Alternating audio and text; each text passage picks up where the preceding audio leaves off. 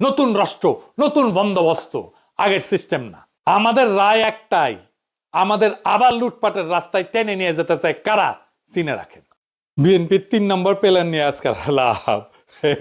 এখন বিএনপি আনফসি করিচ্ছে যে কি না যিনি কয় সেই প্ল্যান হইতেছে কম্পিউটার নিয়ে। এখন একটা কুইজের উত্তর দেন তো, কম্পিউটার যদি বেশি কাজ করে তাহলে এটার নাম বেশি পিউটার হয় না কেন? আমি জানি এর উত্তর দিবার পারবেন না, তাই আলাপে আসি। বিএনপি একটা ভিডিও বানাচ্ছে, ভিডিওটা দেখামুনি, যদিও দেখতে দেখতে ঘুমায় যেতে পারেন। তাও দেখেন, মানে দেখাচ্ছে যে নাগরিক তথ্য চুরি হইতেছে, এটা এমন করে দেখাইছে দেখবে ঘুম চলে আসে। এত আনকুত আমি ভিডিও আমি জীবনে দেখেছি, শুনেন।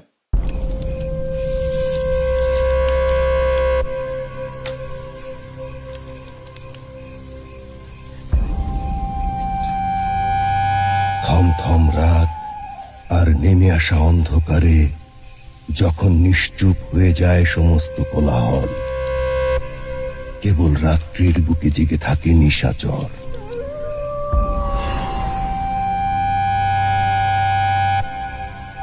তখন বিড়ালের মতো সতর্ক পায়ে অন্ধকারের চাদর মুড়িয়ে গায়ে খুরপি হাতে কালো চোরা ইতিউতি চায়।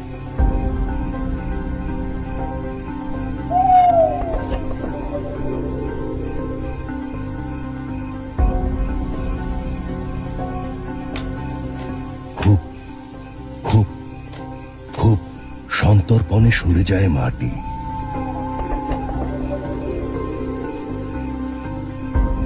সিধের ভেতর সিধিয়ে যায় সতর্ক কালো। আজ সে লুটে নেবে সিন্দুক আর ঘটি বাটি, নিঃস্ব হয়ে যাবে অসহায় নিশ্চিন্তপুরবাসী। পরের ধন করে চুরি, কালু হাসবে অট্ট হাসি। দেশের সিন্দুক যেন না হয় চুরি।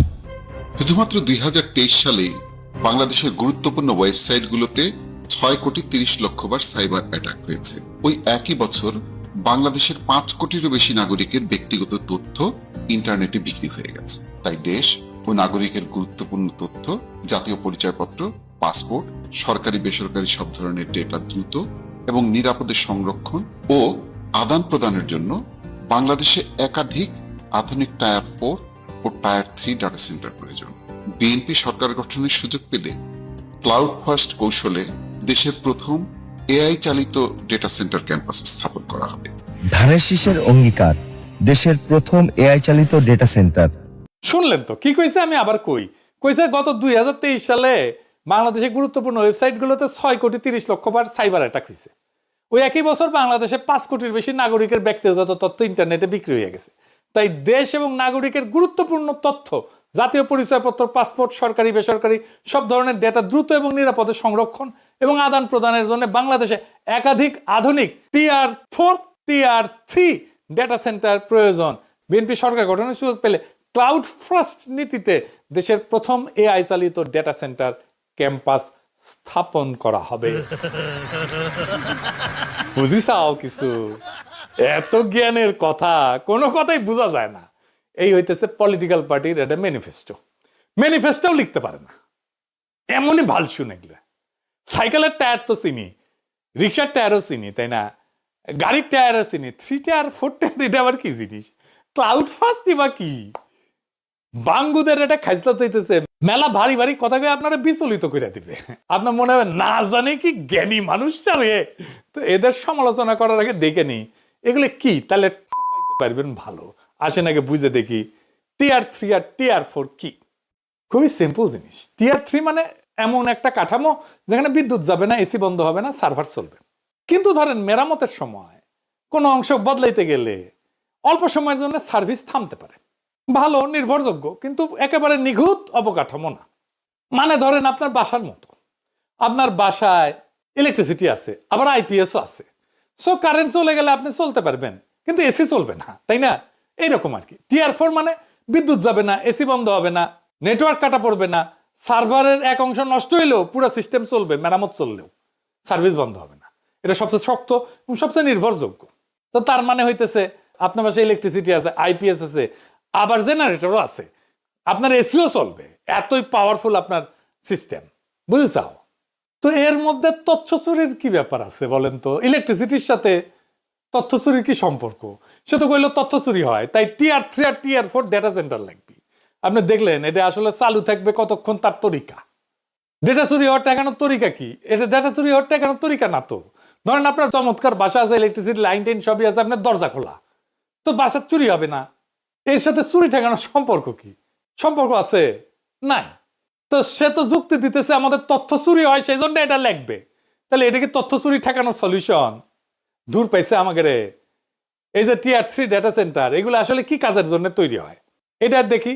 Tier 3 ব্যবহার হয় সেইখানে যেখানে সিস্টেম প্রায় সবসময় চলতে হয়, প্রায় সবসময়, কিন্তু অল্প সময় বন্ধ হইলে কোনো অসুবিধা হবে না, সহনীয় এটা। এগুলো সাধারণ ব্যবহার, যেমন ধরেন সরকারি ওয়েবসাইট, পোর্টাল, সেবা, ফর্ম, তথ্য, জাতীয় পরিচয়পত্র, passport, immigration system, tax, VAT, ভূমি record, banking, ATM, telecom system, বড় বেসরকারি কোম্পানি, এগুলোর জন্য Tier 3 যথেষ্ট। বছরে যদি 1-2 ঘন্টা বন্ধ থাকে কোনো সমস্যা নাই। আপনারা কিন্তু মাঝে মাঝে দেখেন এরকম যে আমাদের সার্ভিসের জন্য 1-2 ঘন্টা বন্ধ থাকবে, দেখেন না? নানা ব্যাপারে, টেলিফোনের ক্ষেত্রেও দেখবেন, ইন্টারনেটের ক্ষেত্রেও দেখবেন, দেখেন। কিন্তু এটা কিন্তু Tier 3 ডেটা সেন্টারের জন্য খরচ তুলনামূলকভাবে কম, রক্ষণাবেক্ষণ বাস্তবসম্মত। বাংলাদেশ সহ বেশিরভাগ দেশই সরকারি কাজে Tier 3 ব্যবহার করে। আমাদের এনআইডি ডেটাও Tier 3 স্ট্যান্ডার্ড ডেটা সেন্টারে থাকে। গ্রামীণ ফোন পর্যন্ত Tier 3 স্ট্যান্ডার্ড ইউজ করে। তাইলে ওই কই লাগাবি Tier 3 ডেটা সেন্টার? হ্যাঁ, ওরে জিজ্ঞান তো কয়টা লাগবি আর কুটি লাগাবি ওই। এবার আসেন Tier 4 কই লাগে? বাংলাদেশে আসলে আছে কি এটা? Tier 4 ডেটা সেন্টার ব্যবহার হয় যেখানে 1 সেকেন্ডও যদি বন্ধ হয় তাহলে ভয়ঙ্কর ক্ষতি হয়ে যাবে। যেমন সামরিক কমান্ড, পারমাণবিক পরীক্ষাগার, পারমাণবিক কন্ট্রোল, পারমাণবিক বোমার কন্ট্রোল, জাতীয় নিরাপত্তা, গোয়েন্দা সিস্টেম, পারমাণবিক বিদ্যুৎ কেন্দ্র, air traffic control, global stock exchange, medical life support system, missile, defence network. কেন? এখানে 1 মিনিট যদি ডাউন থাকে তাহলে জীবনহানি হবে, রাষ্ট্রীয় বিপর্যয় হবে, বিলিয়ন বিলিয়ন ডলারের ক্ষতি হবে। Tier 4 কোনো বিলাসিতা না, এটা জীবন মরণ পরিস্থিতির জন্য। এইটার সাথে ডেটা চুরির কোনো সম্পর্ক আছে? নাই। বাংলাদেশের জন্য কয়টা Tier 4 ডেটা সেন্টার দরকার? একটা ডেটা সেন্টার প্রয়োজনীয়, এটা লাগবে আমাদের, কিন্তু সর্বোচ্চ 2টা হলে পর্যাপ্ত আমাদের, মোর দেন এনাফ। আমাদের একটা Tier 4 ডেটা সেন্টার আছে, আমি পরে আসিচ্ছি। বাংলাদেশে বেশিরভাগ কাজ একাধিক Tier 3 দিয়ে নিরাপদে কার্যকরভাবে করা যায়। তো আমাদের Tier 4 কই আছে? কালিয়াকৈরে ন্যাশনাল ডেটা সেন্টার। তাহলে 2টা Tier 4 কেন লাগতে পারে? ধরুন ভূমিকম্প হইল, বন্যা হইল, বিদ্যুৎ গ্রিড ফেলিওর হইল, রাজনৈতিক অস্থিরতা হইল, সবকিছু এক জায়গায় রাখলে সেটা বিপদ, এটা সিঙ্গেল পয়েন্ট ফেলিওর হয়ে যাবে। তাই যুক্তিসঙ্গতভাবে সর্বোচ্চ মডেল হচ্ছে Tier 4-1, যেটা প্রাইমারি ন্যাশনাল কোর, আর Tier 4-2, যেটা ওই Tier 4-1 থেকে ফিজিক্যালি অনেক দূরে থাকবে, এবং এইটা হইতেছে physically distant disaster recovery core, অন্য জেলায়, অন্য পাওয়ার গ্রিডে থাকবে। 2টার যদি বেশি হয় তাহলে লাভ খুব একটা বেশি নাই, ঝুঁকি বাড়ে বরং। এবার আসেন এআই ড্রিভেন ডেটা সেন্টার এবং ক্লাউড ফার্স্ট নীতি কি সেটা দেখি। ওরা ভালো করে বুঝাতে পারে না ক্লাউড ফার্স্ট বলতে কি বোঝায়। তো সবচেয়ে সম্ভাব্য ব্যাখ্যা হইল যে রাষ্ট্রের ডেটা এবং অ্যাপ্লিকেশনগুলো ভবিষ্যতে মূলত ক্লাউড আর্কিটেকচারে চলবে। নিজস্ব সার্ভারের বদলে ভার্চুয়াল ক্লাউড অবকাঠামোতে যাবে। আমাদের যেমন গুগল ড্রাইভে যায়। বিএনপির একজন আছে না বুদ্ধিজীবী, ওই যে বিরানি আলম, ওই নাকি গুগল ড্রাইভে ফাইল আপলোড করে, ওই কিন্তু ভালো জানে আর্কিটেকচার, ভার্চুয়ালাইজড ক্লাউড অবকাঠামো, ওই ভালো জানে। ওই সবার প্রথমে গুগলে ফাইল আপলোড করাটা ওর সিভিত লিখেছিল, বুঝে যাও। তার মানে সরকার আলাদা আলাদা অফিসে নিজস্ব কম্পিউটার সার্ভার বসায় সিস্টেম চালাবে না, সব সরকারি সফটওয়্যার এবং ডেটা চলবে একটা কেন্দ্রীয় ভার্চুয়াল ক্লাউড সিস্টেমে। এটা বোঝার জন্য আগে কি ছিল এটা দেখি। ট্র্যাডিশনাল সিস্টেম, প্রত্যেকটা মন্ত্রণালয়, অফিস আলাদা সার্ভার, আলাদা আইটি টিম, আলাদা সফটওয়্যার। একটা সার্ভার নষ্ট হলেও অফিসের কাজ বন্ধ, অনেকটা এরকম। প্রত্যেক অফিসে আলাদা জেনারেটর বসানো। এখন যেটা বলা হইতেছে ক্লাউড আর্কিটেকচার, ভবিষ্যতে ক্লাউড বেসড সিস্টেম। বিএনপি বলতেছে আর কি যে সমস্ত অ্যাপ এবং ডেটা থাকবে একটা কেন্দ্রীয় ডিজিটাল গুদামে, অফিসগুলো ইন্টারনেট দিয়ে সেখানে ঢুকবে। সার্ভার আসলে একটা জায়গায় ডেটা সেন্টারে, কিন্তু ভার্চুয়ালি ভাগ করা, অনেকটা আলাদা আলাদা জেনারেটরের বদলে একটা বড় পাওয়ার গ্রিড ব্যবহার করার মতো আর কি। নিজস্ব সার্ভারের বদলে ভার্চুয়ালাইজ মানে কি? নিজস্ব সার্ভার মানে একটা অফিসে একটা বা 2টা ফিজিক্যাল কম্পিউটার, সেটা ক্ষমতা সীমিত, নষ্ট হইলে সব বন্ধ, আগুনে পুড়ে গেলে সব শেষ। ভার্চুয়ালাইজ ক্লাউড মানে বড় বড় শক্তিশালী কম্পিউটার, ডেটা সেন্টারে, যেগুলো সফটওয়্যারের মাধ্যমে ভাগ করে দেওয়া, প্রয়োজন হলে ক্ষমতা বাড়ানো যায়, কমানো যায়। একই কাঠামো, কিন্তু বহু অফিস ব্যবহার করতে পারবে। এটা সরকার চায় অনেক সময়, কারণ সব সিস্টেম একসাথে ম্যানেজ করা সহজ হয়, খরচ কিছু ক্ষেত্রে কমে, নতুন অ্যাপ চালু করা দ্রুত হয়, সার্ভার ডাউন কম হয়, মানে চালানো সহজ, এটা ব্যবহারকারী বাড়ানো যায়। কিন্তু এই কথার ভিতরে যেটা বলা হয়নি সেটা হইতেছে এই ক্লাউডটা কি দেশের ভেতরে না বিদেশে। এইটা বিশাল বড় সমস্যা তৈরি করবে যদি এটা বিদেশে হয়। ডেটার মালিককে, ভুল হলে দায় কে নেবে, নাগরিক কিভাবে জানবে তার ডেটা কোথায় গেল? এই প্রশ্নের উত্তর ছাড়া এই পরিকল্পনা অসম্পূর্ণ। আর এআই ড্রাইভেন ডেটা ম্যানেজমেন্ট বলতে তারা কি বুঝাইতে চাইছে কে জানে। সাধারণত বলা হয় যে ট্রাফিক ম্যানেজমেন্ট মানে কয়জন ব্যবহারকারী ঢুকতেছে বাইরেতেছে এইটাকে ম্যানেজ করা, সার্ভার লোড ব্যালেন্স করা, সিস্টেম অ্যানোমালি ডিটেক্ট করা, দ্রুত ডেটা প্রসেসিং করা, মানে এআই ব্যবহার করে ডেটা সেন্টারে অপারেশন চালানো। ডেটার মালিকানা এআই কে দিয়ে দেওয়া না, অ্যাক্সেস এআই কে দিয়ে দেওয়া না, মানুষের সিদ্ধান্ত বাদ দেওয়া না, এআই কে দিয়ে করানো না।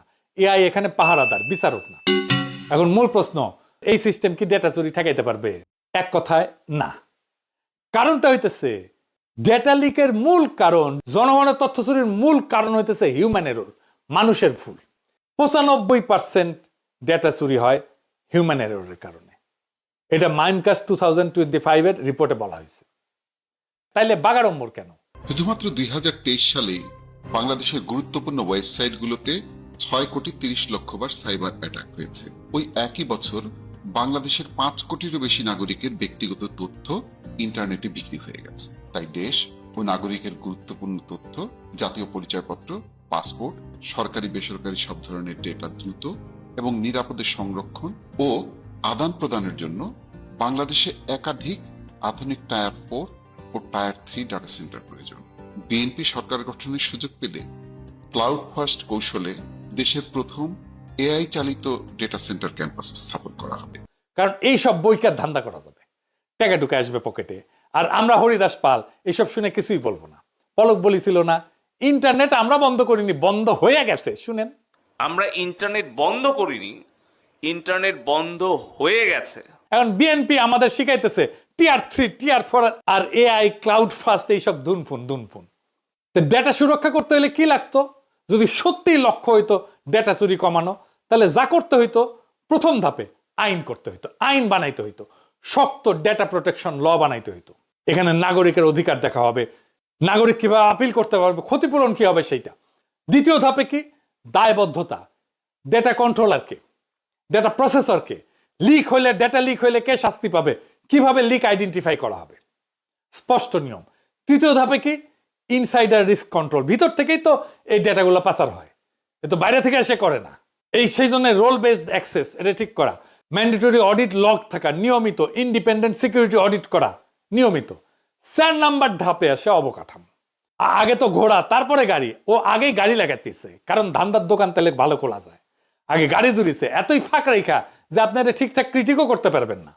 আপনি যদি বলেন কেন আপনি বিদেশি ক্লাউডে রাখবেন, তখন পিছলাইতে পারবে, এটা ফাঁকা রেখেছে, বলবে যে না না না কই, আমরা তো দেশেই ক্লাউডে রাখবো, বুঝিছাও। তার মানে ও চিন্তাই করেনি ঠিক মতো, ধান্দা কিভাবে করা যায় সেটা চিন্তা করছে। তথ্য চুরি ঠেকাইতে অবকাঠামোর চাইতে আগে দরকার পলিসি, সুপ্রশাসন বা গভর্নেন্স, আর সাথে রেগুলেশন আর কমপ্লায়েন্স। এটা করতে টাকা লাগে না, মাথা লাগে। বিএনপির ভাব দেখলে মনে হয় ওই গৈরিসেন, টাকার কোনো অভাব নাই।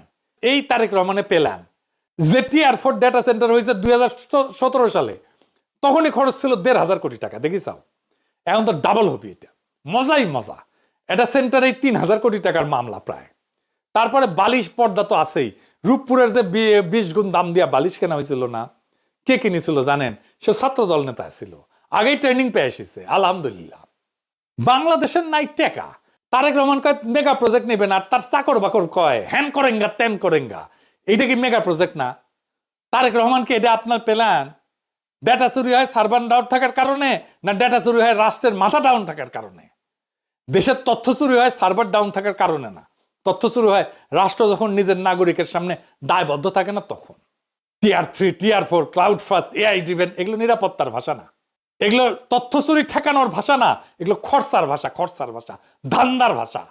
যেই দেশে ডেটার মালিকানা স্পষ্ট না, লিক হইলে শাস্তি নিশ্চিত না, আইনের আগে প্রজেক্ট আসে, সেই দেশে যত টিআরই লাগান ও তথ্য চুরি হবেই, গাড়ি চুরি হবেই। ডেটা সুরক্ষা আসে কংক্রিট দিয়ে না, আসে আইন দিয়া, দায়িত্ব দিয়া, আসে শাসনের মাথা সোজা থাকলে। আগে আইন, তারপর অবকাঠামো, আগে ঘোড়া তারপরে গাড়ি। উল্টা করলে যেটা হয় সেটার নাম উন্নয়ন না, সেটার নাম ধুনফুন ধান্দাবাজি। বাংলাদেশের সমস্যা কম্পিউটার না, বাংলাদেশের সমস্যা কন্ট্রোল। আর কন্ট্রোল ফেরাতে লাগে আর একটা ডেটা সেন্টার না, লাগে একটা সোজাসুজি রাষ্ট্র, নতুন রাষ্ট্র, নতুন বন্দোবস্ত, আগের সিস্টেম না। আমাদের রায় একটাই, আমাদের আবার লুটপাটের রাস্তায় টেনে নিয়ে যেতে চায় কারা, চিনে রাখেন। এই পুরানো লুটপাটের চক্রকে একেবারে চুরমার করে ভেঙে দিতে আগামী নির্বাচনে ইনসাফের কাফেলায় আজাদির লক্ষ্যে ভোট দেন। ইনকিলাব জিন্দাবাদ।